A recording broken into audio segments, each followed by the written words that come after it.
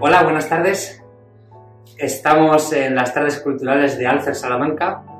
Como sabéis, debido a la pandemia, pues no podemos hacerlas presenciales en las salas de exposiciones, en los museos, debido a las restricciones por el coronavirus, y últimamente las estamos haciendo virtuales. Hoy contamos con la presencia de Miguel, que nos ha abierto las puertas de su estudio. Saludamos a toda la gente de tardes culturales, espero que estéis con el cafetito y la pastita, al otro lado de la pantalla, que os aprovechen. También me gustaría saludar a toda la gente de Alcer Salamanca, a todas las socias, a todos los socios, y en especial a la gente que actualmente se hace diálisis, porque se pasa mal, es duro, lo digo por propia experiencia, y ahora últimamente, debido a esto del virus, de la pandemia, pues más duro todavía. Que tengáis mucho ánimo y mucha fuerza. Como os digo, contamos hoy con Miguel, que es un artista local, que además es muy cercano a nosotros, porque su padre fue paciente renal, también trasplantado, ya falleció, Nicolás, que era una bellísima persona, y su madre, Casi, la gran Casi, que participa en muchísimas actividades de la asociación, que todo el mundo la conoce y todo el mundo la quiere. Saludos, Casi. Bien, pues ahora vamos a pasarle la palabra a Miguel Hernández, que como os digo es artista local, que nos cuente un poco lo que es su trayectoria, su biografía, también un poco pues sus inicios en el arte de la pintura y un poco su inspiración, y luego pues si surge le iremos preguntando algunas cosillas. Miguel Ángel, cuando quieres. Pues mira, estamos en mi estudio aquí en el barrio del Oeste, que es un barrio, como podéis apreciar, que tiene mucho dinamismo en el sentido artístico. Y vamos, llevo aquí en este estudio, que era, vamos, esto era de mi suegro desde el principio del 2000. Pero vamos, yo en realidad llevo pintando desde principios de los 90. A mí siempre me gustó mucho el dibujo y la pintura, pero empecé a hacerlo de forma más seria pues cuando me destinaron mi primer destino como profesor, que fue en Ibiza, que coincidí allí con unos artistas que eran compañeros míos, y bueno, con ellos y aprendí muchas cosas, y a partir de ahí empecé a pintar. Normalmente la evolución que sigue pues un pintor, o en mi caso, pues empieza siempre pues un poco como la evolución de la pintura a lo largo de la historia.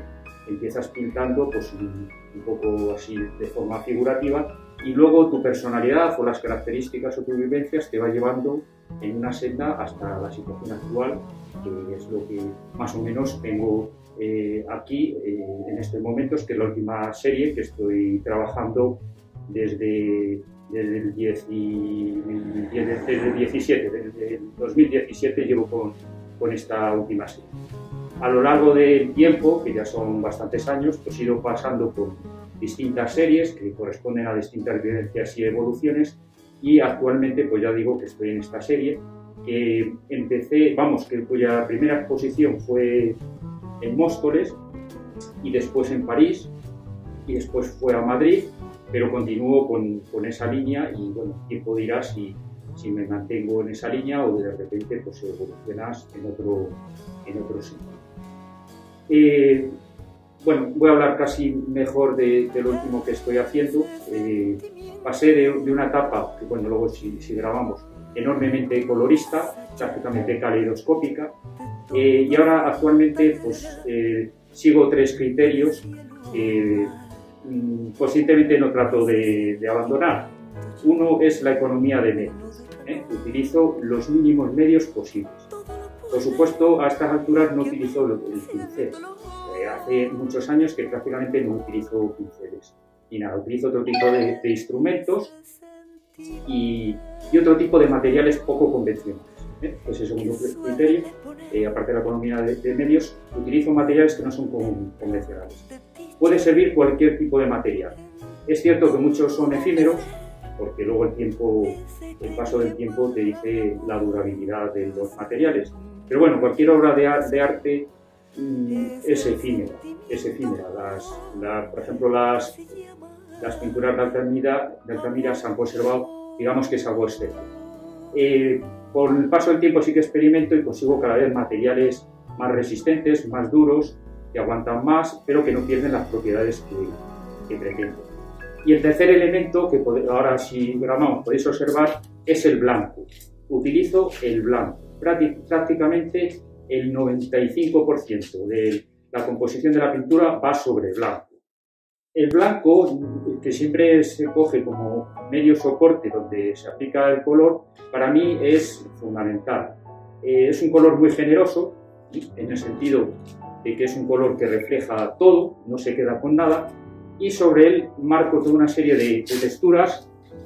Lo vemos, si queréis, en esta obra pequeña que puedo coger. Como veis, es blanco y pinto sobre capas. En vez de pintar sobre superficies, voy trabajando capa por capa.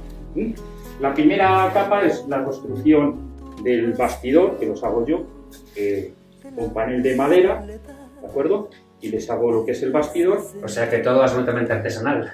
Sí, claro, sí.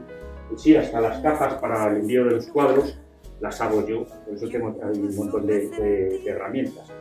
Y claro, los cuadros luego hay que meterlos en cajas, si no se sí, para los transportes. Hasta los propios marcos, que son muy sencillos. El marco es un poco también de protección, sirve de protección a la obra que va después, ¿vale? Entonces, sobre él voy aplicando una serie de capas que en ocasiones son distintos colores, pero al final va el blanco. En las capas anteriores le introduzco elementos texturales, muchas veces conceptuales, sí que tienen una presencia real, otras de tipo inconscientes, es decir, según aplico un ritmo frenético, prácticamente no te da tiempo a pensar y es lo que te sale un poco. Posteriormente aplico el blanco y sobre él empiezo a construir la obra. Más que pintar, digamos que esculpo. Si podéis, vamos, se puede apreciar a lo mejor que tiene mucha fuerte textura y unas hendiduras muy grandes, para lo cual utilizo herramientas como pinceles muy potentes, incluso a veces el cincel y el martillo, y voy construyendo pues una serie de elementos, muchos que son de tipo geométrico, pero otros son simbólicos, son símbolos y simbólicos que trato de que no sean conscientes, de que salgan un poco de lo que se llama el inconsciente colectivo, que salgan un poco hacia afuera. Y bueno, evidentemente siempre hay unos elementos que siempre salen, que son universales, el círculo, el cuadrado, etcétera, y luego bueno, pues salen otro tipo de elementos. El hecho de esculpir sobre la materia afloran de capas más profundas pues distintas fases de colores que dan determinados matices y texturas, ¿vale? Entonces, básicamente esta es la serie que llevo trabajando los últimos 4 o 5 años y bueno, ya digo, se han expuesto en Madrid 2 veces, en París tuve la oportunidad, cuando tuve una excedencia y me premiaron un proyecto y entonces estuvimos en París un mes y es donde se han expuesto. Desgraciadamente este año pues las circunstancias han hecho que no en el año 2020 no he hecho exposición. Esperemos que en el 2021 pues ya sea. Te iba a preguntar, Miguel, cuando estás trabajando en una serie, otras veces hemos podido ver una página que tienes de Facebook y tal, que son figuras geométricas, como pueden ser estas, y que son como muy coloridas. No sé, el paso que haces para sensaciones tuyas de dar por terminada una serie y comenzar otra, y cuándo sabes que esa otra que empiezas, con la que estás ahora, ya la terminas. Sí, realmente no es un proceso consciente, te va llevando simplemente la evolución, vas pasando de colores, hay periodos transicionales donde vas reduciendo la colorimetría de la obra y cada vez vas metiendo más blanco, es un proceso progresivo, hasta que los colores prácticamente en ese proceso llegan a prácticamente insinuarse un poco. Si luego vemos algún cuadro, vemos de la presencia masiva de los colores a la prácticamente insinuación en la actualidad. No sabes conscientemente, lo que sí es cierto es que cuando acabas una obra pierde para mí totalmente interés. Ya estás deseando el hecho artesanal, que es el hecho de construcción de la obra, es más tedioso, es menos imaginativo y tratas de, una vez que acabas, lo das por terminado, porque momentos antes ya estás pensando en la siguiente obra. Entonces, cuando te viene al pensamiento pues, algún elemento, pues cojo la libreta, lo voy anotando, etcétera, pero a la vez que estás haciendo artesanalmente una obra, porque el hecho artesanal y manual de hacer la obra sí que es tranquilizante e inspirador. Te vienen a la mente muchas cosas, entonces tengo ahí la libreta y voy anotando cosas, pero ya estás pensando en la siguiente obra. Y por ejemplo, cuando expones en cualquier sala o museo una serie, normalmente Sí, será, sí, ¿no? sí, va por serie, sí. Va, por ejemplo, como vemos son diferentes formatos, pero lleva una temática. Va, por ejemplo, de un cuadro a otro, va un poco relacionado el estado de ánimo o Sí. De hecho, vivencias, estos grandes que que tengo 10 cuadros que miden 2 metros por 1,40 de ancho. Si los pusiéramos todos, veríamos que evolucionan desde una materialidad muy grande, una textura muy grande, hasta los últimos. Si me lo acercas más, el otro, este. Sí. Que, por ejemplo, esto simplemente no es algo que tiene a total ausencia de materialidad. Es absolutamente plano y liso. Y de los colores, digamos, que emergen más tenuemente y difusamente, a que aparecen aquí ya mucho más explícitos, ¿no? Se ven ya los colores más explícitos. Esto simplemente, el hecho de ir haciéndolo te va llevando. A veces hay retornos al pasado, hay vueltas y eso, pero bueno, muchas veces es la propia dinámica de la creación de la obra la que te va llevando el paso de una a otra obra.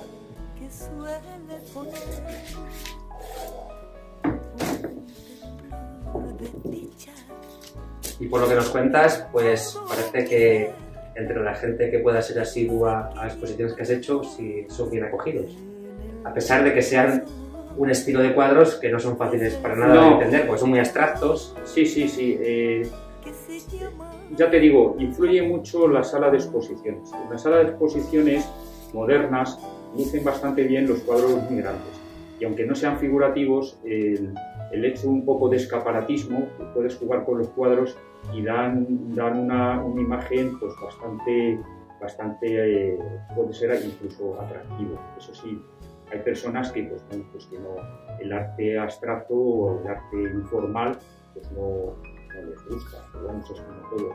Pues hay gente que el arte figurativo pues no le gusta. Entonces, normalmente pues cuando haces una exposición, normalmente pues hay gente que entra, pues no le gusta o sí le gusta, y hay otra gente que va implícitamente buscando ese autor. Pero bueno, esto de que te guste o no te guste, decía Gustav Klimt, no sé si conocéis, figurativo por cierto. Sí, me suena nomás. Sí. Estaba con su representante, y cuando salían de la exposición veía a la gente discutir, como está enfadado, y Klimt decía: yo creo que ha salido bien la exposición, parece que no ha gustado. Porque en muchas ocasiones, digamos, el hecho de que no te guste es que en cierta medida has roto. Ya te mueve un poco con la dinámica del pensamiento de las personas. Te hace expresarte de alguna forma. Claro, es una forma de expresión. De hecho, muchas formas del arte van en esa dirección. Un poco que causen desagrado o que a la gente le produzca intranquilidad o desasosiego, etcétera. Eso pues es un impacto que no deja de ser también, forma parte del arte. Y que mueva un poco sí. la conciencia, aunque sea para mal, como quien dice. Y claro, el arte tiene que ser así, todo es arte. Bueno, la definición de arte es una definición compleja, porque claro, sí, el arte es lo que hacen los artistas. Puede ser desde un happening hasta una performance, hasta una instalación, hasta un cuadro fotográfico hiperrealista. Entonces, bueno, luego cada uno tiene sus gustos, pero cada artista se expresa de una manera, y el hecho de expresarse pues le convierte, hace una actuación sobre una obra y se convierte en arte. Hay muchas cosas que son polémicas, pero quizás esa polémica es lo que busca en muchas ocasiones el artista. generar ese tipo de polémicas o de diálogos en las personas que lo ven. No sé, ya para concluir, nada más preguntarte que como artista, ¿cuál sería un poco una meta o un sueño al que te gustaría llegar? Hombre, los niños ya tienen una serie de edad y bueno, desde hace unos años como... Todavía eres joven, que Picasso estuvo pintando hasta los ya, 90 y tantos. Pero bueno, llegado el momento, como decía Cicerón, uno debe dar ya por concluido la escultura de su vida. Entonces, pues bueno, ya dentro de unos años pues ya vas aflojando, porque sí que tiene un coste, o sea, es atractivo pintar, pero vivir de la pintura es tremendamente difícil, compaginar con otro trabajo pues lo hace aún más, y entonces pues claro, los años pesan. Y trabajar y competir con gente mucho más joven, pues es difícil, y mantener un nivel determinado es difícil. Y ya pasado una edad, pues es muy difícil que te metas en los circuitos internacionales, y que son los que mueven las galerías. Entonces, bueno, pues mi meta, pues bueno, hacer alguna exposición así un poco cada año, de vez en cuando gano algún premio, lo cual me satisface. Pues eso es un aliciente. Pero bueno, ya tampoco tienes unas pretensiones de ser un gran artista. Es expresarte y bueno, exponer, tener la satisfacción de que hay una serie de gente que le guste. Y bueno. No, y es que luego lo del tema de la venta, y más actualmente con las circunstancias, es complicado. ¿Quién va a invertir en arte hoy día? No. Y los que invierten en arte son la gente que tiene muy alto poder adquisitivo y lo hacen con un valor añadido, es decir, invierten en arte sobre obras que tienden a revalorizarse de artistas consagrados. Es difícil que los artistas que no están consagrados, que no tienen representación de grandes galerías, pues que inviertan poco. Normalmente para que la gente compre obras, pues, a través de la exposición, pues hay gente que por la visión estética que te gusta. No puedes hacer por la revalorización de este pintor que no se revaloriza. Sí, hay gente que compra, por ejemplo, sobre artistas que ya son consagrados, claro, como es dices, como una inversión, pero sobre gente que de momento no tienes que pues coger porque te gusta, no porque pienses que ese artista se vaya a ser muy famoso y que sus obras se vayan a revalorizar. Bueno, Miguel, pues si quieres añadir alguna cosa más, pues nada, que estoy encantado, porque para mí vosotros los de AFE pues tenéis mucha importancia para mí. Mi padre que fue pintor, mi padre fue un pintor de paredes, pero tenía una habilidad para el color fundamental. Yo me quedaba pasmado cuando mezclaba ahí los pigmentos y clavaba el color a madera, cosa que por ejemplo yo con muchos años soy incapaz de hacerlo actualmente. Sin duda, pues es un gran fluido. Sí, porque aunque sea pintor de brocha gorda, también es un arte. Sí, el manejar los colores y los pigmentos, como se hacían antes, porque ahora vas y lo metes en una máquina y te lo clava. Antes era más... No, pero antes era más rudimentario. Eso es. Sí, más artesanal todo. Mezclando pigmentos y cogías un color o una textura, etc. Y entonces pues estoy encantado de la presenciado.